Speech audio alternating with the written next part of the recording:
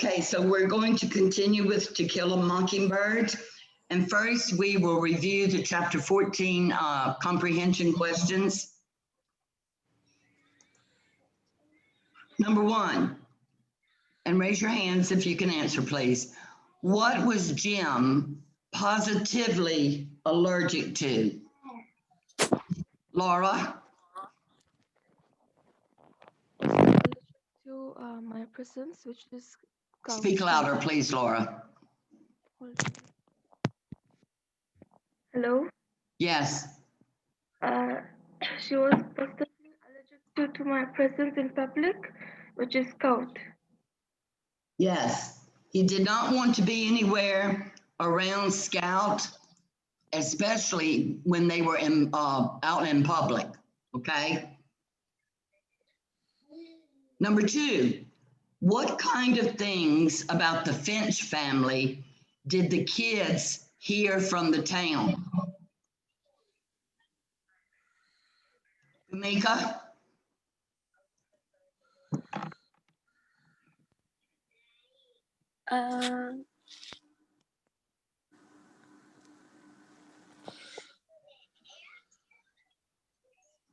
Jana? That Atticus is a lawyer that is bringing his two children up. Okay. Who else can answer? When Scout and Jim went out into the town, when the trial was beginning to start, what did some of the people say to them? What did they hear some of the people say?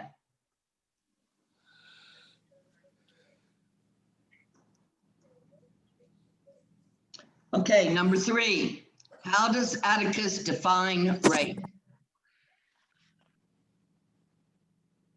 Adam. That rape is a carnal knowledge of a female without her consent. Yes. And the reason that he explained this to Scout when she asked him what rape was is because you have to remember she's still very young. And Atticus did not want to go into detail because he knew that Scout was too young to understand what it really meant.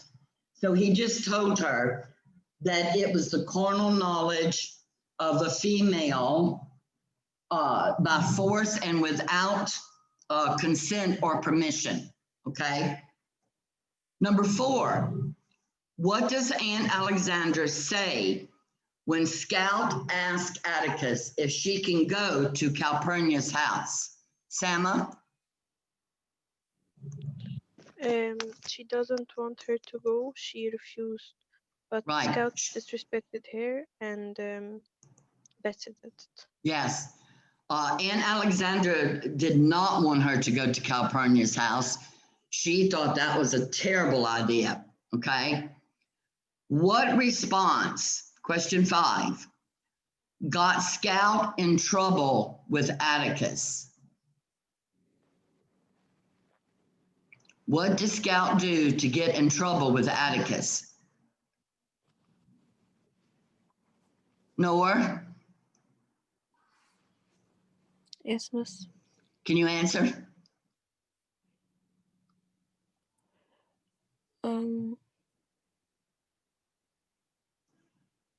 Sama, can you answer? Yes, miss. Question 5, right? Yes. She told her aunt that she didn't ask her, so she disrespected her, so Atticus forced her to apologize. Yes. Atticus felt she was very disrespectful, okay, because she said, I didn't ask you. Number 6, what was the only way Scout could save her dignity? Faramala?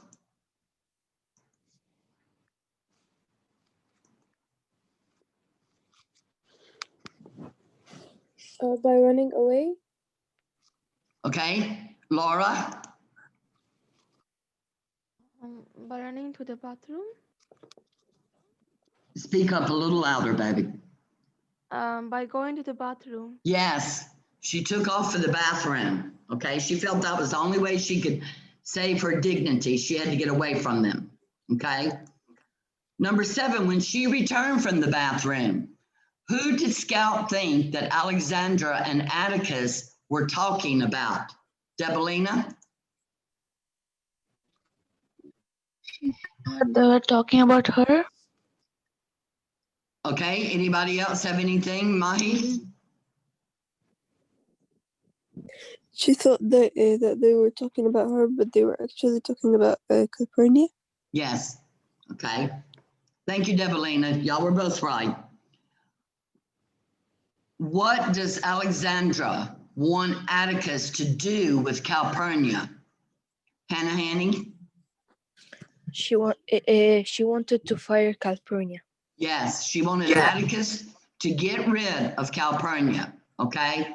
And Hannah, what did Atticus tell her about Calpurnia? Do you remember?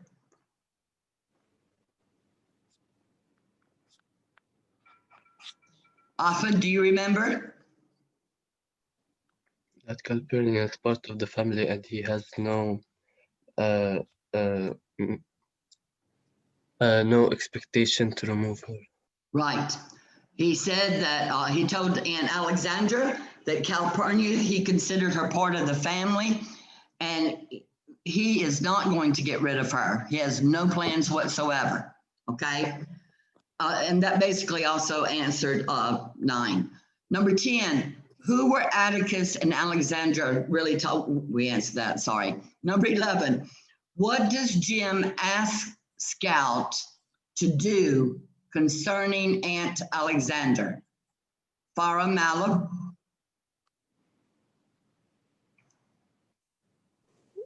Yes. Do you remember what did Jim ask Scout to do concerning Aunt Alexander? Yeah, to not antagonize her and not to disrespect her. Exactly. Not to antagonize her or be disrespectful. What does antagonize mean? To like have her as your enemy. Yes. You know, Scout had this way of knowing how to aggravate people to the point where they would be so frustrated and angry.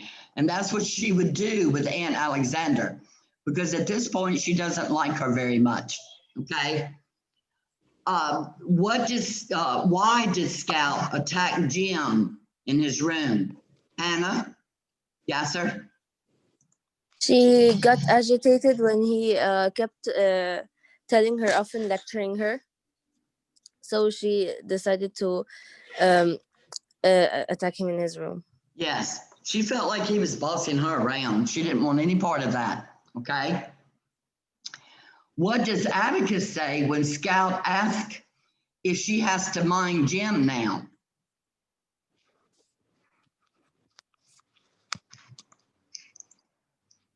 Farah Malab? Yes.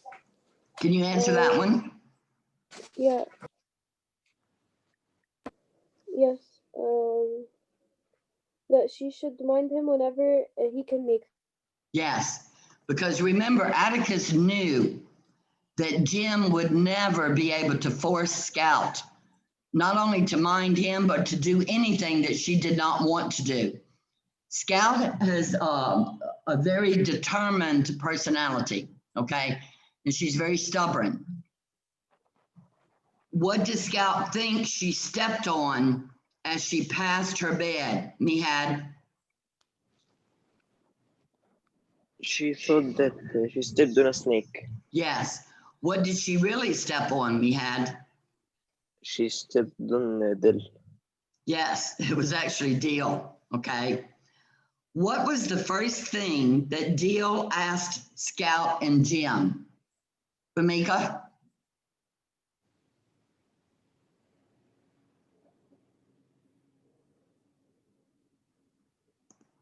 Afaduta, you know? He was hungry and he wanted food. Yes. He asked, what did they have to eat because he was starving, okay?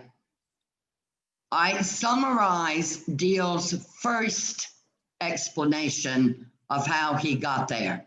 Amika, do you know?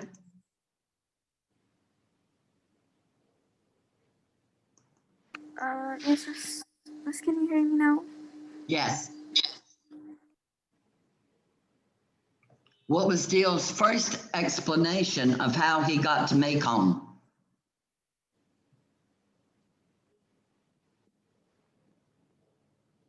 That his father locked him in a room. No, how did he get to Macomb? He got in a train. Okay, Jenna, do you agree?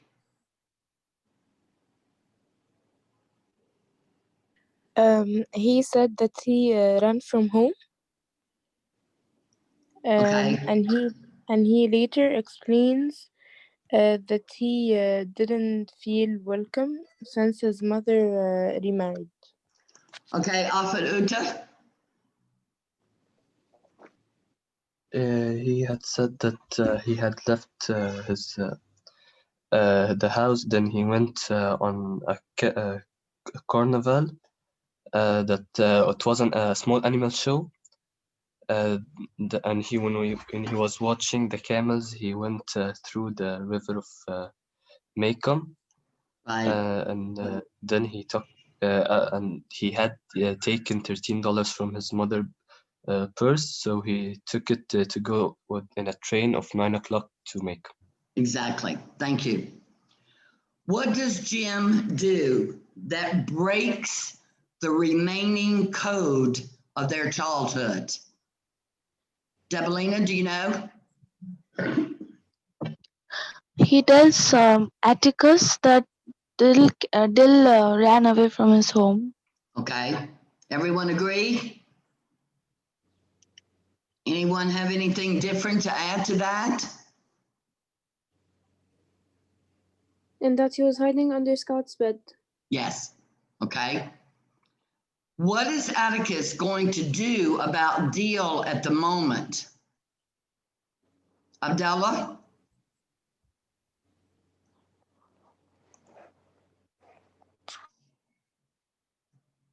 What is Atticus going to do about Deal? Miss, he left. He left? Okay. Adam, can you answer that?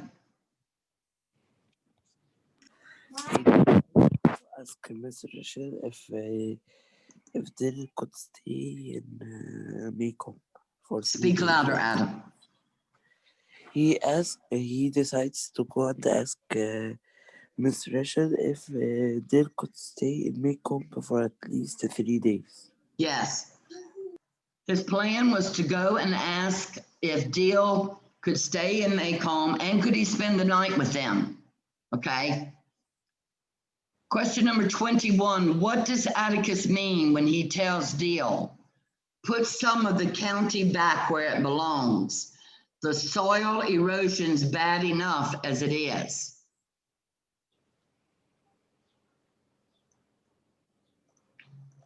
Did everyone send their homework for these questions? I Yes. did. Yes, Okay. I I'm did. just surprised that I have the exact same students that are raising their hands to ask the questions. All right, Abdullah, can you answer number 21? What does Atticus mean when he tells Deal, put some of the county back where it belongs? The soil erosion's bad enough as it is.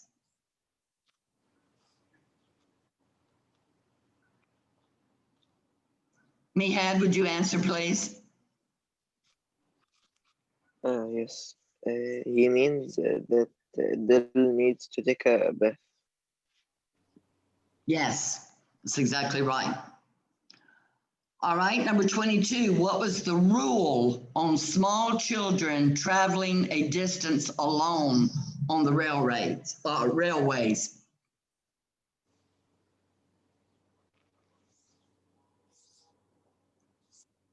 No one remembers the rule? All right, number 23, who wakes up Scout in the middle of the night? We already know that was Deal. Sama, do you remember the rule? No, I remember number 23 and 24. Okay. Would you answer number 24, according to Deal, why did he run away? Because he explained that his parents always left him alone and stayed in their room. So he felt that they aren't interested at him. Yes, exactly right. He told them that he is always left alone while his parents spend time alone together, and that he felt like he wasn't wanted. Okay. Yes.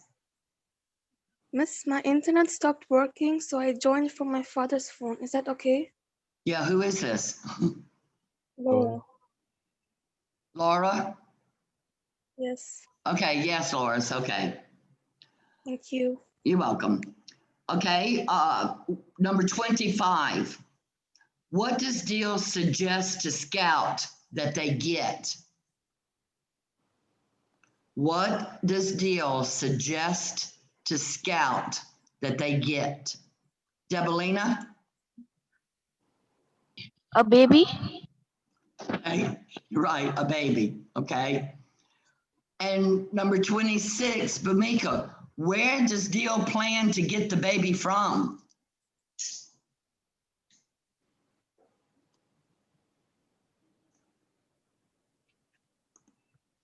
Bamika, can you hear me? Yes. Where did Deal plan to get the baby from? From get them in abundance. I'm sorry, I couldn't hear you. He says that God drops them in the chimney so they can get one from there. Okay, Afid Uta, what's your answer?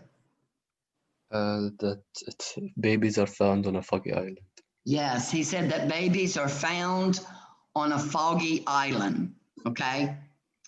And the last question, according to Deal, why has Boo Radley never run away? Hannah Yasser? He thinks he has nowhere to run off to. Exactly, he thinks he has nowhere to go. So that's Deal's explanation of why Boo Radley has never ran away, okay? All right, are there any questions here? Yes, Miss Lynn. Yes. Miss Lynn, I don't understand this part of the baby, 25 and 26. Okay, 25. Okay, Deal suggested to Scout out of the clear blue that he thought they should have a baby, okay? So then they started discussing where babies come from. And in the beginning, Deal said that babies were left on a foggy island and you could just go and pick out which baby you wanted, okay? And then another thing, he also said he heard they were dropped down the chimney. You remember Sam now? Yes, Miss Lynn, thank you. Okay. There's several places, but the first place was the foggy island. And he said you could just go to that island and pick out which baby you wanted. Then he said, and I also heard that babies were dropped down a chimney. I guess like Santa Claus would bring them, I don't know. Farah, do you have anything to add to it? No, I have a question. Okay. About number 2 and number 22. Number 2, what kind of things about the Finch family did the kids hear from the town? Afid, can you answer that?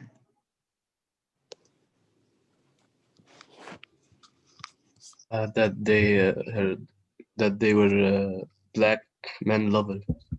Yes, that they loved, I think they used the word Negroes or niggers, I'm not sure. And also Yes, about their nigger. father was representing Tom Robinson. So of course that made them a nigger lover. That's what they said. And they just said some bad things about them. You'll have to look up the exact answer though, but that's basically what they said.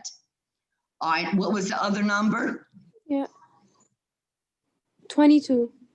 22, what was the rule on small children traveling alone on the train? Who can answer this? It tells you right in the book, guys, you need to look up these questions. Answers. I don't want to tell you all the answers because that tells me you're not reading. So go back and read this again until you find the answer. It's in chapter 14. It's when Deal is explaining how he got there. Okay, and one of the things he said about being on a train. What else? Anyone else have any questions about chapter 14?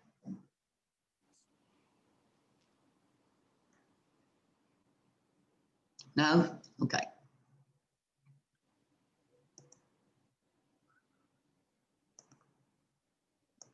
All right, now we will start reading To Kill a Mockingbird. We will start on page 179 in the PDF. Remember, the trial is going on, okay? Miss Lynn, Yes, I have a question. sure. Why Dill suggested for Scout to have a baby? They were just young, immature kids. You have to remember that. How old is Scout? 6. Yeah, she's like 6 or 7 years old, okay? And the Deal is not much older. Let's say he's 11 or 12, okay? But still, they're very young kids. And they, young kids sometimes, they have crazy ideas. So Deal come up with the craziest idea that they should get a baby, okay? That's where that came from. Okay, so there was no reason, just There was no an what, idea. baby? Yeah, just a crazy idea that he had all of a sudden. Okay. Okay? Any other questions? You're welcome, Bob. Okay, so now we left off, I think it was on page 179. We stopped at. I think we had started it, but we didn't get far. Debolino, would you read, please? Okay, miss. It was becoming evident that he thought Atticus an easy match. He seemed to grow ruddy again, his chest swelled, and once more he was a red little rooster. I thought he had burst his shirt at Atticus' next question. Mr. Evil, can you read and write? Mr. Gilmer interrupted. Objection, he said.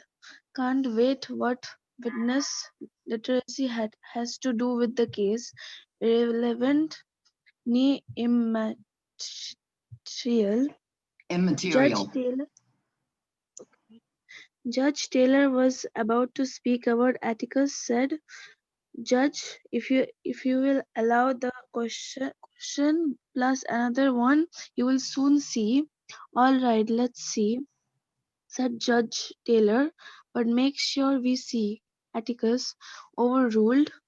Mr. Gilmer seemed as curious as the rest of us as to what bearing the state of Mr. Evil's education had on the case. I will repeat the question, said Atticus. Can you read and write? I most positively can. Will you write your name and show us? I most positively will. How do you think I sign my relief checks? Mr. Evil was endearing himself to his fellow citizens. The whispers and chuckles below us probably had to do with what a card he was. I was becoming nervous. Atticus seemed to know what he was doing, but it seemed to me that he had gone frog sticking without a light. Never on cross-examination ask a witness a question you don't already know the answer to, was a tenant I observed with my baby food. Do it, and you will often get an answer you don't want, an answer that might wreck your case. Atticus was reaching into the inside pocket of his coat. He drew out an envelope, then reached into his vest pocket and unclipped his fountain pen. He moved leisurely and had turned so that he was in full view of the jury. He unscrewed the fountain pen cap and placed it gently on his table. He shook the pen a little, then handed it with the envelope to the witness.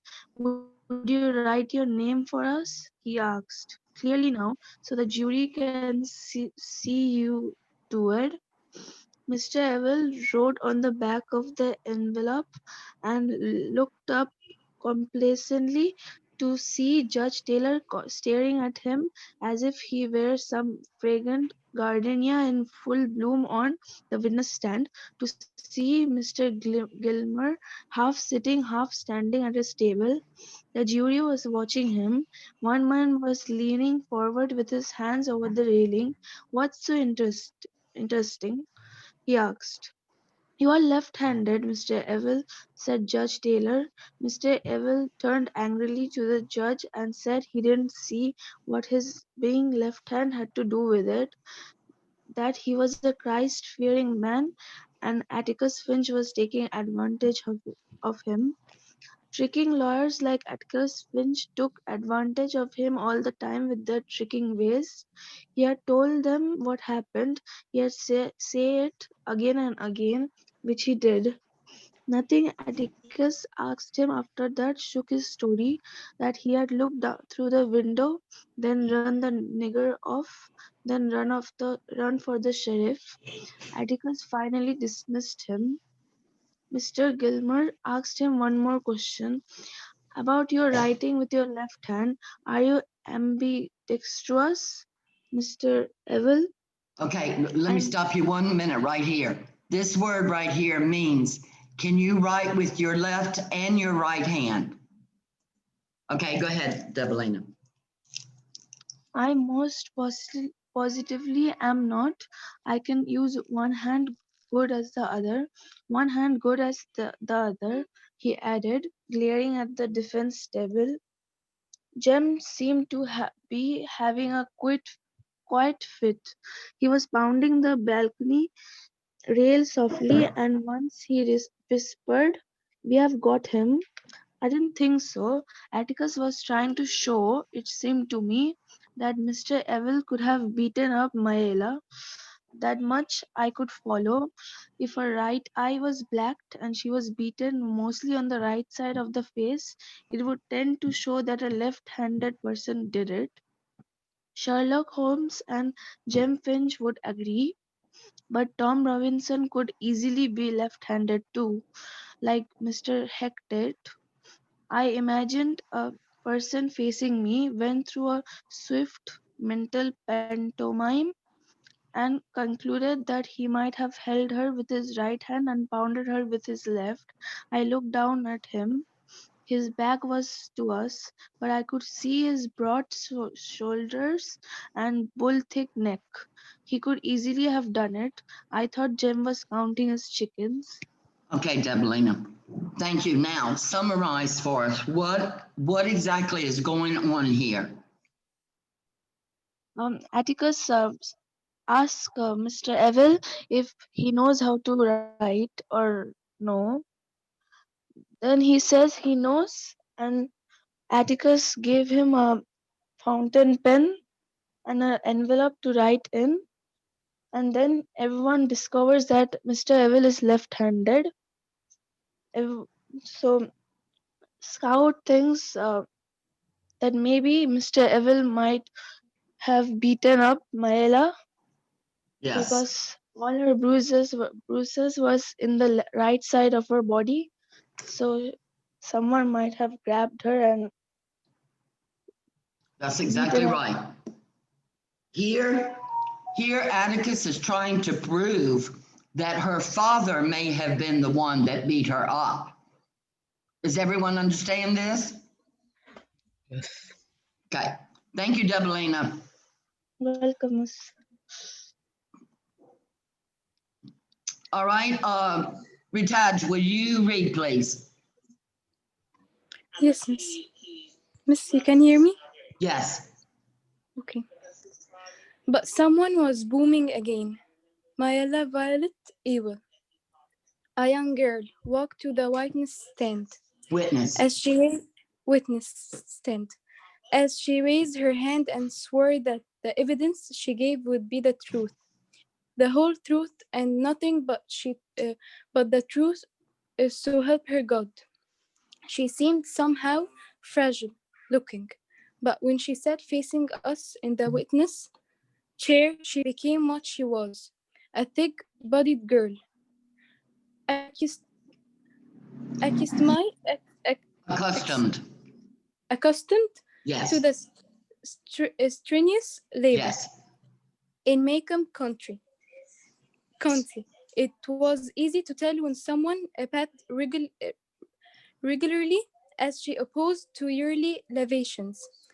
Mr. Ewell had scalded look as if an overnight soaking had deprived him to protective layers of dirt. His skin appeared to be sensitive to the elements. Maella looked as if she tried to keep clean, and I was reminded of the row of red geraniums Geraniums. geraniums in the Yes. Ewell yard. Mr. Gilmer asked Mayella to tell the jury in her own words what happened on the evening of November 21st of last year. Just in her own words. Please, Mayella said silently. Where were you at dusk on that evening? Began Mr. Gilmer patiently. On the porch. Which porch? Ain't but one, the front porch. What were you doing on the porch? Nothing.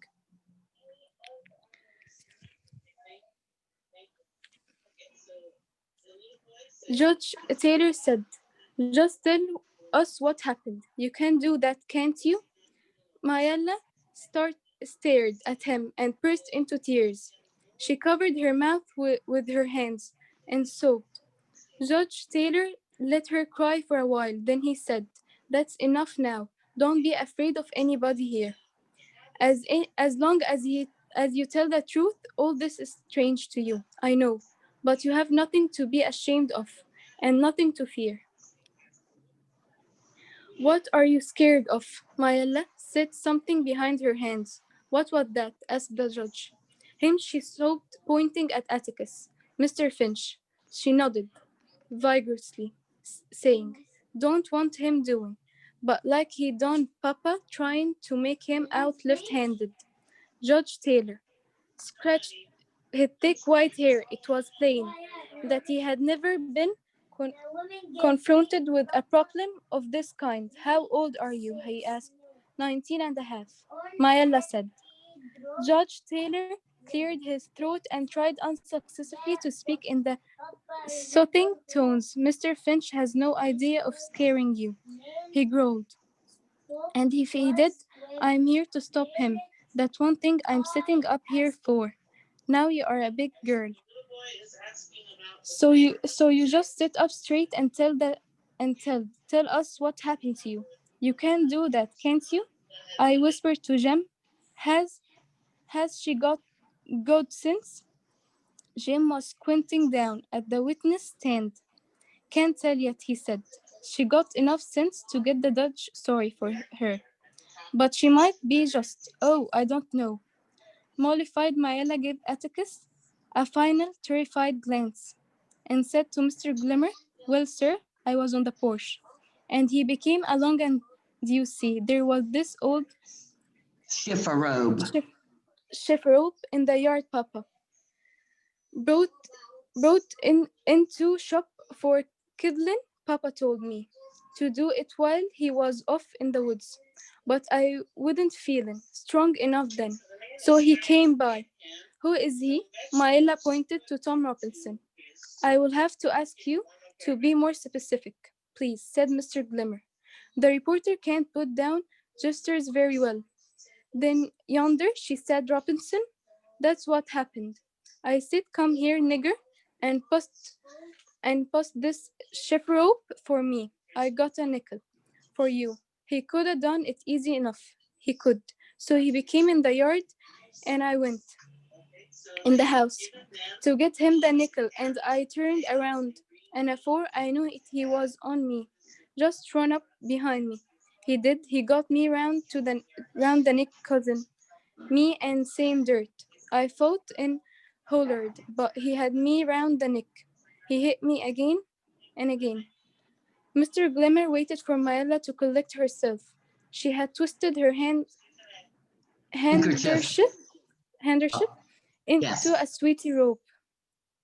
When she opened it to wipe her face, it was mass of creases from her host's hands. She waited for Mr. Glimmer to ask another question.